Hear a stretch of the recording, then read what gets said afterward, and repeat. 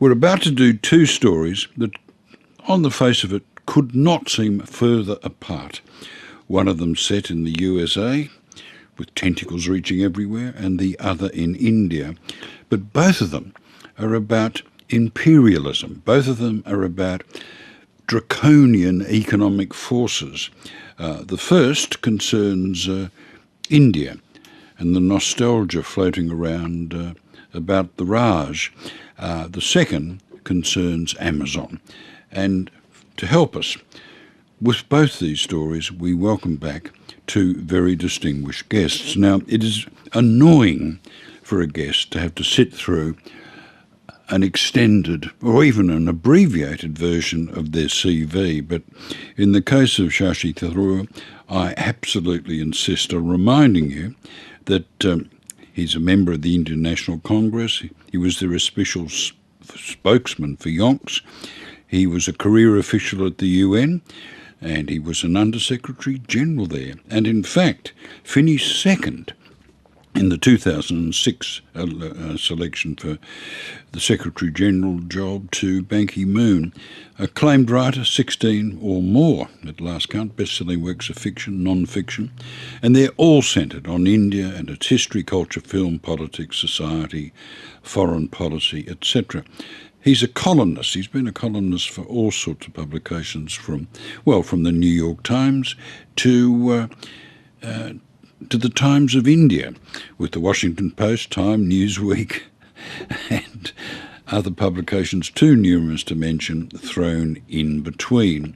And I think he's been a little bit annoyed by the sentimental and romanticised coverage of the British Raj with which we are being inundated, up to and including that book of Niall Ferguson's Empire, how Britain made the modern world.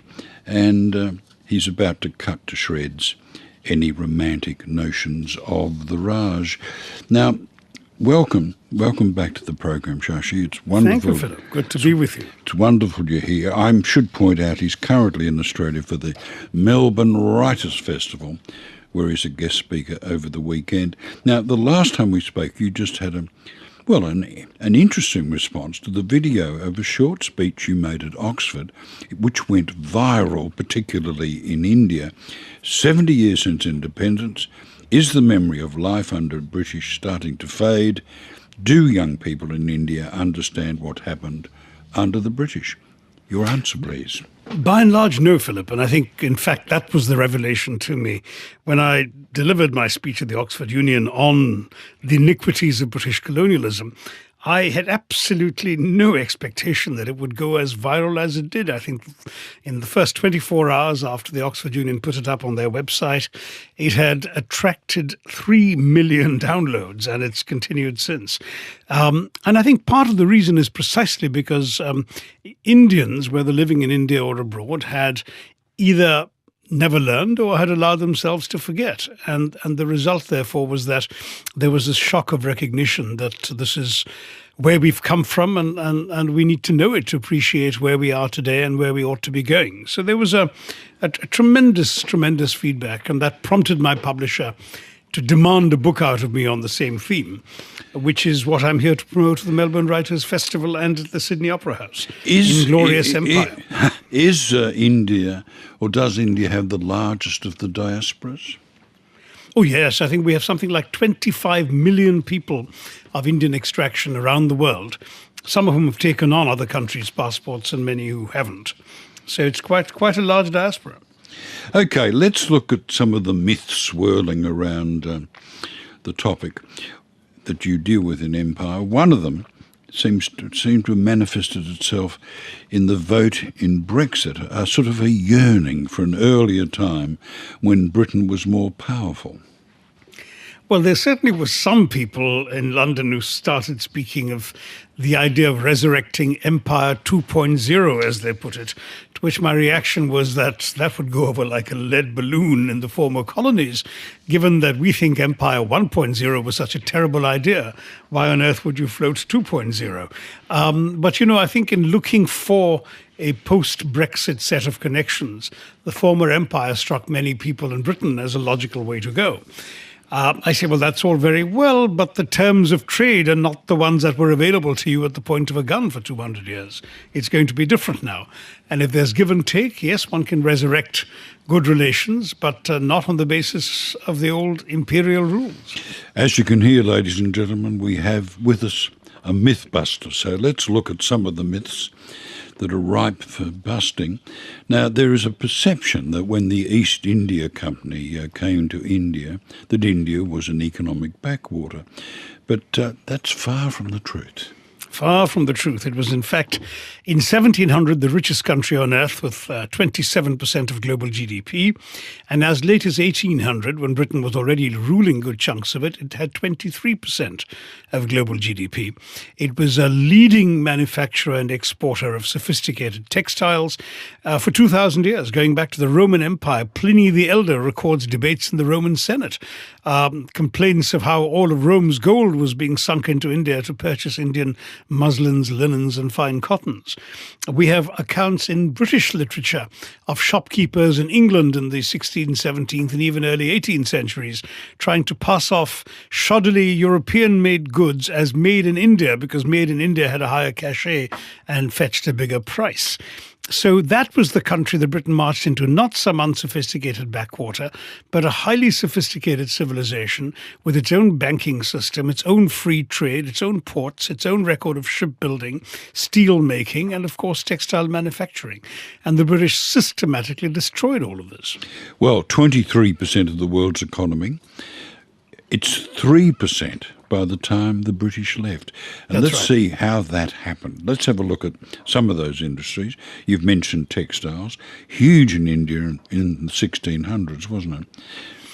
That's right. Well, the British, later than that too, right up to the late 1700s, it was a major export. But the British initially came to trade. The East India Company was a trading company, but they rapidly realized it was more profitable to trade at the point of a gun, and they proceeded to do that. And once they had actually sequestered the ports, they restricted the trade, essentially imposing a monopoly. And when they controlled territory, they started imposing punitive tariffs on Indian exports while lifting tariffs on the imports into India, British cloth. Systematically destroyed the industry. They also physically destroyed it, smashing looms. In at least one notorious documented incident, they cut off the thumbs of weavers so they couldn't weave again. Really quite a lot. I'm sorry. Say that again. They what? They cut off the thumbs of a whole bunch of weavers in Murshidabad in Bengal so that they couldn't weave again after their looms had been smashed. The fear was the looms would be rebuilt and they'd start weaving again, and that would be competition the East India Company couldn't handle. So they cut off their thumbs. This is according to a contemporary Dutch observer who published a book in 1772 documenting this atrocity. Now, you talked about tariffs. Heavy tariffs on exports. They were as high as 80%. That's right. Well, the amusing thing is that people like Ferguson, whom you mentioned already, speak of Britain having promoted free trade. Well, they promoted their free trade by smashing the free trade that already existed that Indians were profiting from. So cotton sold to the East India Company. Indians had to buy back the textiles made in England. That's right. And of course, it got worse with the Industrial Revolution, because then the Brits could manufacture far vaster quantities than traditional Indian handlooms could have. Now, in the older days, when the Indian textile manufacturers were exporting their goods and were doing very well, they could have afforded to buy the new machines themselves from Europe. But not anymore, when they had been reduced into impoverishment by the Brits, and the Brits could thrust their products down the throats of the Indians. Let's look at another area. Let's look at shipbuilding. That was also devastated by the Brits. Yes, the irony was that Indian ships were actually better than British ships. Their craftsmanship was superb, as British observers at the time pointed out, both in terms of woodwork as well as brass fixtures and fittings and so on that went on it. And initially, the British actually started making ships in India because, for example, not only the quality of the craftsmanship, but the quality of the wood was so much better. Indian teak and mahogany tended to last 25, 26 years, whereas European ships made of fir and pine rarely lasted more than 6 or 7 years in those days. So British companies thought it would make a lot of sense to have their ships made in India. Well, the British in Parliament, of course, realized this was not such a good thing because it suddenly was throwing a lot of shipwrights and fitters and cartwrights and so on out of work in the London dockyards. So the Parliament passed an act that forbade ships from India or made in India to ply the lucrative international waters to England. And that killed that bit of the shipbuilding industry as well. OK, let's look at steel. I loved the story of the Tata family who struggled to get their mill set up in the 1800s. Well, that ended in a rather satisfactory way. Well, I'll come to that, but if I may just mention that earlier, India had invented its own steel that was so highly respected. The Arabs came and borrowed the Indian metallurgical technology to make their famous Damascus steel. And when European soldiers, the British in other words, killed Indians in those early battles, they would dismount and steal the Indian soldiers' swords because the soldiers' swords are made of so much better quality steel than anything available in Europe. The British destroyed that industry and then, of course, with various restrictions, made it impossible for Indians to manufacture. And then Jamshedji Tata tried to set up a modern steel mill in the late 19th century. They kept him dangling for decades, denying him permissions and licenses and imposing all sorts of restrictions on him. And finally, in fact, he set up a factory but didn't live to see the first ingots of steel coming out of it. His son did. The ironic footnote to which you allude is that 100 years later, or less than 100 years later, in the late 1990s, the descendants of the same Jamshedji Tata bought the remnants of British steel by acquiring Chorus. Now, when Tata was trying to set up a steel plant, a senior British imperial official had sneered that he would personally eat every ounce of steel that an Indian was capable of producing. I just wish he'd lived long enough to see the British steel being swallowed up because it might have given him a bad case of indigestion. This is a little program called Late Night Live, and my guest is Shashi Tharoor, the author, well, amongst dozens of books, of Inglorious Empire, What the British Did to India, and it's published by that valiant publishing house of Scribe. OK, but let's look at what the British did do. What did the Romans ever do for you? Britain did build miles and miles and miles of railway tracks, which were an enormous benefit to the country. Well, they didn't build them for us, Philip. And the fact is that the British, from the very beginning, had no illusions about why they needed the railways in India. First of all, to extract resources from the interior, bring it to the ports to ship to England, materials like cotton, of course, but also minerals, iron, coal, all of that. Secondly, the British wanted to send their soldiers into the hinterland in order to quell any potential unrest. And the trains were a far more efficient way of doing that than going on horseback. They also made an awful lot of money on the building of the railways. It was a gigantic colonial scam. They actually poured money into the building of the railways because they were guaranteed double the rate of return of the highest returning British government security out of money paid by the Indian taxpayers. So it was described at the time as private profit at public risk, except the private profit was all British and the public risk was all Indian, the Indian taxpayer.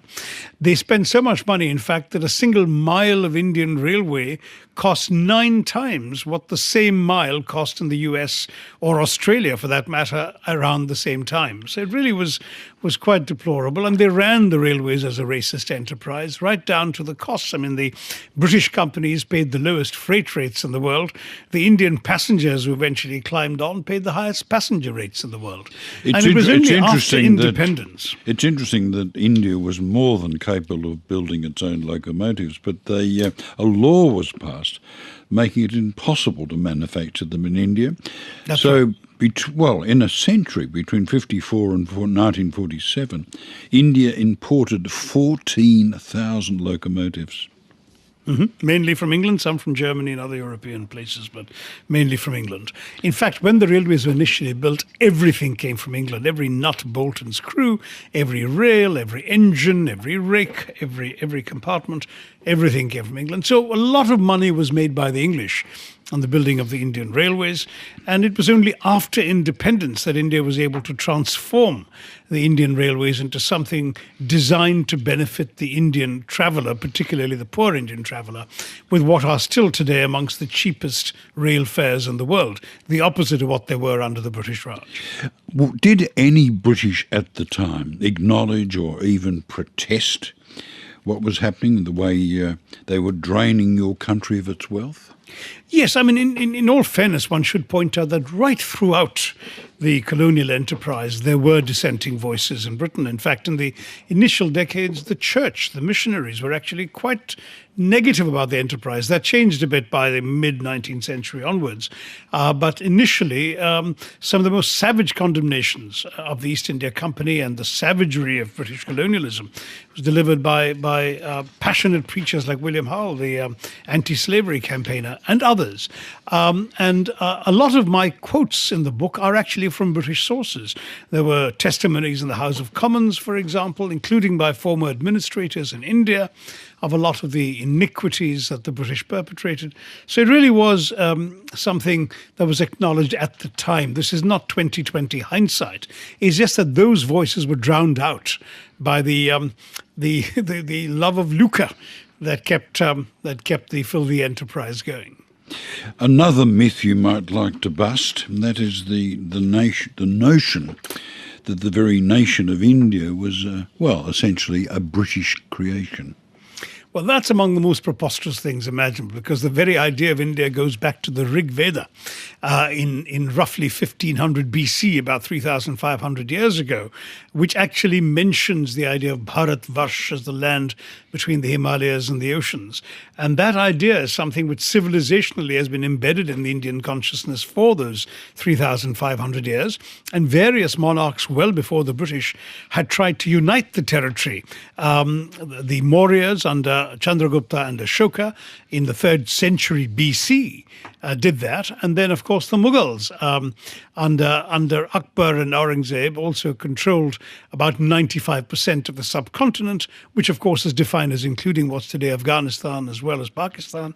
So this is something, the territorial aspiration to unite all of India and the civilizational existence of this go back way before the British. There's no question that the British rule created, if you like, the modern state, the Indian state in its present form. But to suggest that nobody else, given the advantages of modern communications and modern weaponry and modern technology, wouldn't have done it is absurd, because every Indian ruler was trying to do it and too nearly succeeded, and others would have if they weren't the Brits. The Mughals had controlled, 90% of the subcontinent before the Brits arrived, and famously the Brits used that system of divide and rule, pitting one prince against another. It wasn't just a prince against another, which many of us wouldn't have minded. It was defining Indians by immutable identities like religion and pitching one religion against another. And this was a very deliberate policy. There was a big revolt, which the British like to label the Sepoy Mutiny. It was much more than a mutiny. It was a full-fledged revolt in 1857 against the British. And when the British saw Hindu and Muslim soldiers fighting side by side and under each other's command and under the banner of the enfeebled Mughal monarch against the hated foreign oppressor, they said this should never be allowed to happen again. And Lord Elphinstone wrote a celebrated memo saying, "Divide et impera is the old Roman maxim, and it shall be ours." Divide et impera, Latin for divide and rule, was then the policy they followed. They very deliberately and consciously incited a sense of Muslim separateness, and indeed separateness of each community, in order to prevent the emergence of an Indian national consciousness and an united Indian freedom movement. And of course, for a long time they didn't succeed, but in the end they pulled it off. And of course, the British had to be dragged, kicking and screaming, to the to the resolution of the problem by giving India its nationhood. They didn't go easily or willingly. Well, by the end they did, Philip, because they were exhausted by the Second World War. They'd been bombed and battered. They had incurred vast quantities of debts, including debts to the Indian exchequer. They were exhausted. They really were tired. And, the defeat of Churchill in 45, in the elections of 45, sort of set the seal on that, because Attlee, in any case, like other Labour leaders, was quite sympathetic to the notion of Indian independence all along. And, of course, Churchill was deplorably racist in regard to India. Oh, he was an awfully racist individual, said the most racist things and behaved in the most obnoxiously racist manner. The thing that I most hold against him was his management, if that's the word, of the Great Bengal famine, in which decisions he took directly led to the loss of 4.3 million human lives, which is why the notion in many Western countries of Churchill as some sort of apostle of freedom sticks in the craw, because he certainly was responsible. His hands are as bloodstained as those of the worst genocidal leaders of the 20th century. Let's dwell on that a little, because I suspect that most of our listeners are unfamiliar with that catastrophe. Well, Churchill, first of all, there was a long history of British policy on famines, whether in Ireland or in India, which was a compound of a number of so-called British principles. Number one, don't intervene with the workings of the market. If market prices go beyond the means of those who need to buy food, we'll let them starve. Then the Malthusian principle that if the land can't sustain the population that's trying to live off it, people must die. That's the principle that Malthus articulated. The notion that one must not provide charity or relief because it only encourages idleness. And finally, of course, fiscal prudence. One must not spend money one hasn't budgeted for. And this combination of decisions led to the totally unnecessary loss of 35 million Indian lives in British-run famines. The British historian Mike Davies has called it holocausts, the late Victorian Holocaust, as he describes them. Now, Churchill, therefore, was an heir to that policy. But nonetheless, by the time he was Prime Minister, it was the middle of the 20th century, and people were supposed to have more enlightened ideas. But when the war was on and Bengalis were starving after a drought, Churchill decided not only to ship grain from starvation-ridden, famine-ridden Bengal to Europe, but to do so not to directly, immediately aid the war effort, but to bolster the buffer stocks that were being piled up in the event of a future invasion of Greece and Yugoslavia. And he said, I hate Indians. They're a beastly people with a beastly religion. When he heard about the famine that was resulting from these policies, he said, well, it's all their fault anyway for breeding like rabbits. He then proceeded, for example, when ships from Australia were docking in Calcutta port, to not allow them to disgorge their supplies of wheat, but rather to carry on to Europe to continue to add to these buffer stocks. Decisions he personally took and minuted on file, or instructed his odious Paymaster General Lord Cherwell to do. And when conscience-stricken British officials sent him a note telling him that his policies were costing lives and people were dropping dead on the streets in Bengal, he just wrote on the margin of the file very peevishly, "Why hasn't Gandhi died yet?" And this is the man that we're supposed to look up to as some sort of British hero. It was a deeply unpleasant piece of work who clearly didn't have a conscience, or he would not surely be lying still in his grave today. He would be rolling over at the thought of what he'd done. What have the Romans ever done for us? Deal now with the notion or the argument that Britain brought democracy to India. It had to be prized from their reluctant grasp, Philip. I mean, there was, if you like, an educated, Anglophile, lawyerly elite that could have been entrusted with some form of democratic self-representative government, as it happened in the so-called White Commonwealth by the late 19th century, Australia, New Zealand, Canada, and South Africa. But India was denied it. First of all, I suppose, because Britain didn't see Indians as being in the same league, and secondly, because they didn't want anything to prevent their continued exploitation and depredations in India, with the result that they denied it to India. The history of India between the founding of the Indian National Congress in 1885 and the passage of the Government of India Act 1935, which is, as you know, 50 years later, is littered with broken promises of self-government made and then broken, including the disgraceful performance during the First World War and just after, when India, including Mahatma Gandhi, supported the Allied effort in the First World War because of explicit promises of responsible self-government after it. And those promises were not only broken, the British imposed wartime-era restrictions on things like freedom of speech, freedom of assembly, freedom of the press, instead of keeping their word.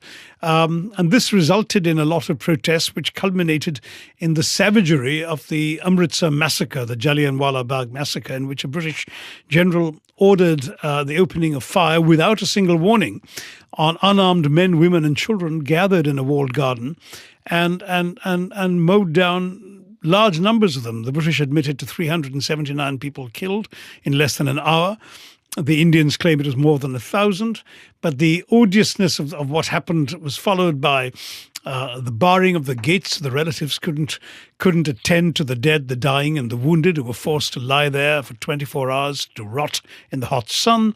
Indians are made to crawl on their bellies on a street nearby, and if they so much as lifted their heads, they were bashed in by British staves. And after all of this, this man, General Dyer, a collection is raised to reward him by the British, and the equivalent in today's money of £250,000 is presented to him with a bejeweled sword, while that flatulent voice of Victorian imperialism, Rudyard Kipling, hailed him as the man who saved India by massacring large numbers of innocents. This was probably, for those reasons, the single worst atrocity of the Raj, and its centenary is coming up on the 13th of April 2019, which I think would be a very good occasion for a senior Brit, ideally a member of the royal family, because everything was done in the name of the Crown, to come and apologise at that venue to the people of India for that atrocity and, by extension, all the wrongs that were done for 200 years. I think it would have a salutarily cleansing effect. I'm almost reluctant to ask about the British bringing a system of justice and law to India. I know that you find this particularly exasperating. Yes, because the rule of law was applied with excessive attention to the skin colour of the defendant. I believe that happened in Australia too, but in India, of course, the darker races, as it were, outnumbered the paler ones, and yet no Indians were allowed to try English people. There were dozens of murders of Indians by Englishmen every year. They were always excused, often with a mild fine or a rap on the knuckles. One of the favourite forms in which the English used to kill Indians was Englishmen kicking their domestic servants to death. And an entire theory was evolved that this was because every Indian was actually malarial and had an enlarged spleen, and he was actually dying of a ruptured spleen rather than of being kicked brutally. Punch magazine even published an entire ode to the stout British boot, which was, of course, the favourite instrument of British discipline over Indians.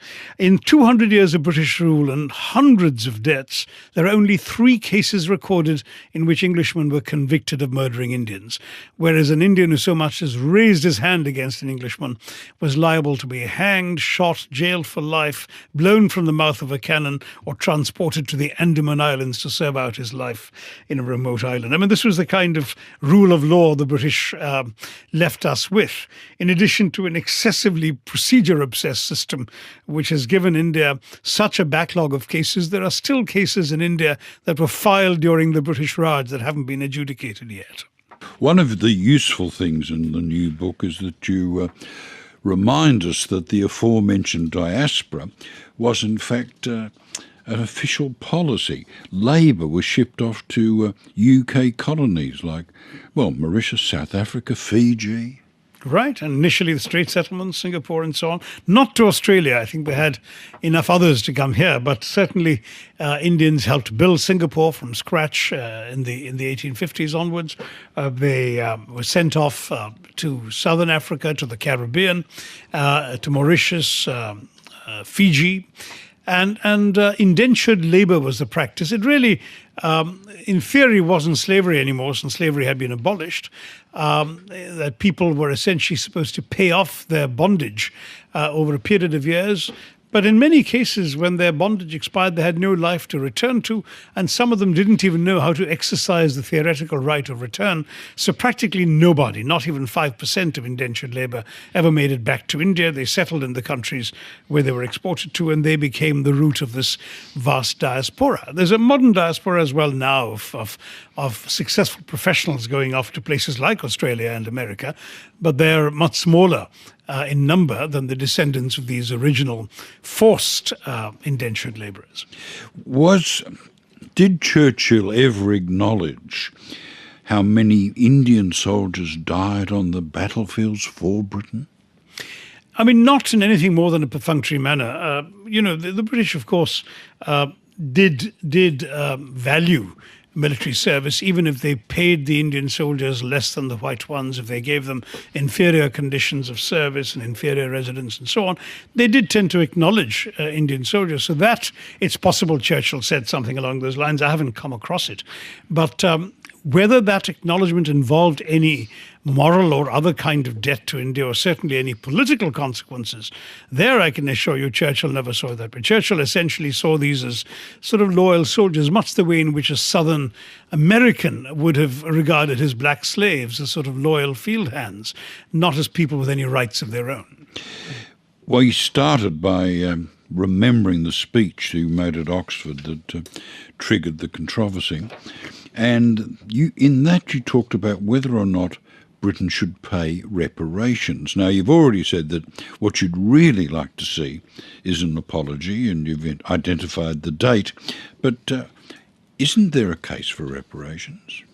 Well, Philip, the thing is that there is a moral case, but how on earth do you quantify the enormous damage done? There was an attempt made by an Englishman called William Digby in 1901, who published a 700-page book that I have on my laptop, in which he calculated down to the penny and with perhaps a suspicious accuracy the amount of money that Britain had drained out, which in those days was worth already £1 billion. But today, of course, with inflation and everything else, it'll be worth a good deal more. The Indian contribution in the First World War alone is worth over £80 billion in today's money. But on top of that, how do you put a price on the lives lost of those 35 million people I mentioned who died totally unnecessary deaths and British-created famines? I don't really think you can put a monetary value, and that's why, though I did speak in the reparations debate, since that was the topic the Oxford Union chose, my own view, even in that debate, was that a symbolic £1 a year for the next 200 years would be enough. Because for me, it wasn't about money. It's about a moral debt. It's about atonement. And the apology is one part of it. There's another thing the British could do, and that's to compensate for the historical amnesia that they've willfully created in Britain, where you can actually do A-levels in history today without learning a line of colonial history. Well, as you know, we had a sorry day in Australia where a Prime Minister apologised to the Aboriginal people for some of the crimes we committed against them. Even that was divisive here. Another Prime Minister, for example, refused to attend the ceremony in Parliament House, and many turned their backs at the ceremony. So sorry days and apologies don't necessarily create unity or cohesion. They, in and of themselves, can deepen the divide. But I guess that's another question.